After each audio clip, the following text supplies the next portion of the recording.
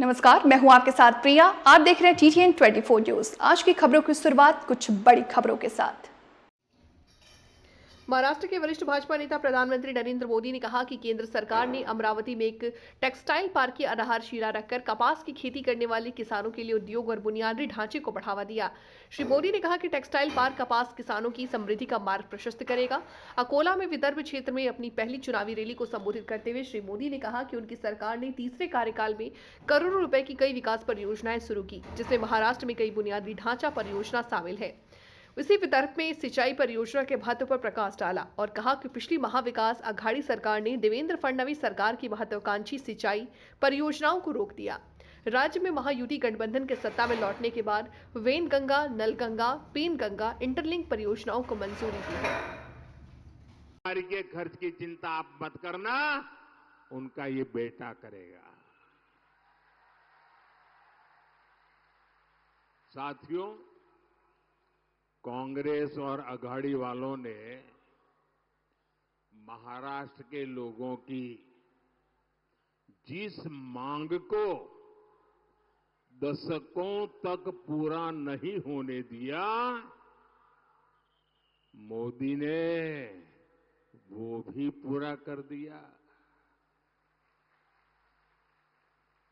बताऊं क्या बात की है हमने? बताऊं? हमें मराठी को अभिजात भाषा का दर्जा देने का सौभाग्य मिला है। मराठी को वो सम्मान मिला है जिससे पूरे महाराष्ट्र का गौरव जुड़ा है। केंद्र में एनडीए सरकार तेज गति से चल रही है। उतनी ही तेज गति वाली महायुति सरकार मुझे फिर से यहां महाराष्ट्र में चाहिए। और इसलिए मैं आज आपके पास आशीर्वाद मांगने आया हूं। मिलेगा ना? पक्का मिलेगा ना? हर बूथ में से मिलेगा, हर गांव से मिलेगा, हर मोहल्ले से मिलेगा। और इसलिए पूरे महाराष्ट्र में आज गूंज रहा है, भाजपा महायुति आहे तर गती आहे, महाराष्ट्राची प्रगति आहे।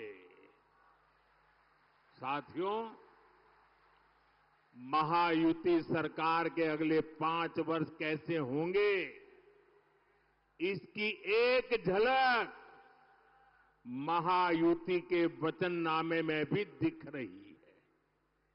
महिलाओं की सुरक्षा और महिलाओं के लिए अवसर, माझी लाड़की बहन योजना का विस्तार,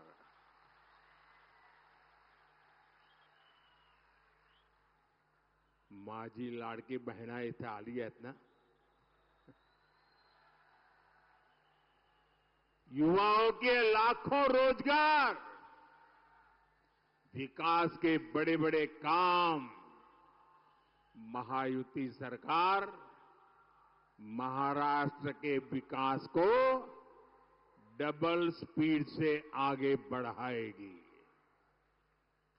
यानी स्वाभिमानी युवा, शिक्षण, रोजगार, महायुतीचे सरकार करील स्वप्न साकार।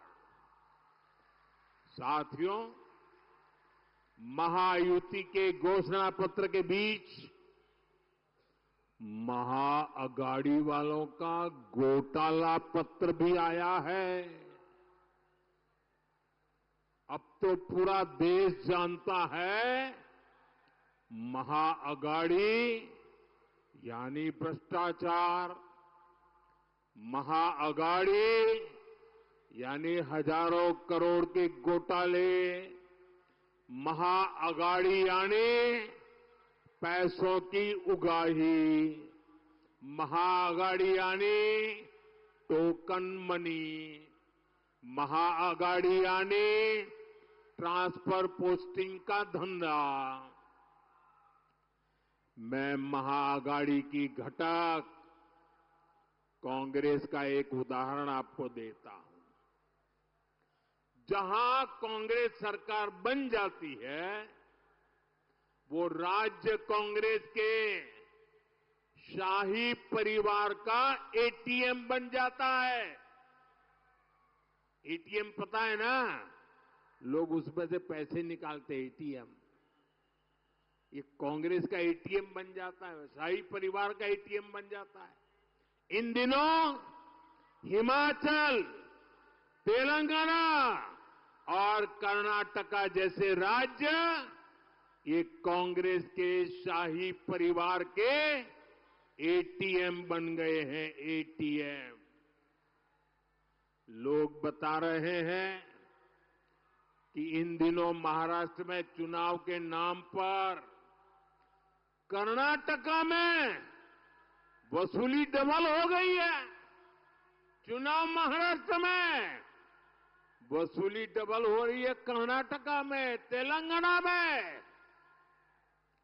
आरोप है कि कर्नाटका में इन लोगों ने शराब के दुकानदारों से 700 करोड़ रुपए की वसूली कराई है। आप कल्पना कर सकते हैं, जो कांग्रेस पार्टी घोटाले करके चुनाव लड़ रही हो, वो चुनाव जीतने के बाद कितने घोटाले करेगी। हमें महाराष्ट्र में बहुत सावधान रहना है। हम महाराष्ट्र को महाआघाड़ी के महाघोटालेबाजों का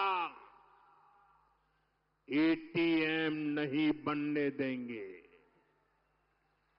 साथियों, हमारे अकोला को कपास के उत्पादन के लिए जाना जाता है। कपास टेक्सटाइल इंडस्ट्री का बहुत बड़ा आधार है, लेकिन हमारे कपास किसान को दशकों तक इन संभावनाओं का लाभ नहीं मिला। ये हालात अब बदल रहे हैं। कपास किसानों की आय बढ़े, इसके लिए उद्योग और इंफ्रास्ट्रक्चर दोनों को बढ़ावा दिया जा रहा है। मैंने महाराष्ट्र में टेक्सटाइल पार्क का शिलान्यास किया है।